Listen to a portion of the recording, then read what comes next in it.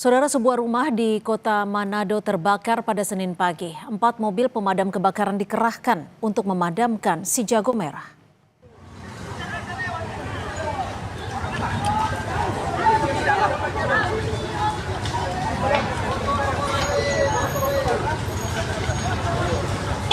Api membakar sebuah rumah di Kelurahan Tanjung Batu, Kota Manado pada Senin pagi. Material rumah yang terbuat dari kayu dan angin kencang menyulitkan proses pemadaman api.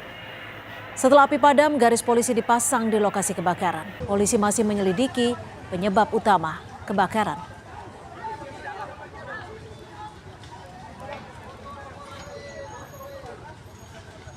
Sejauh ini memang belum ada dan memang tidak ada.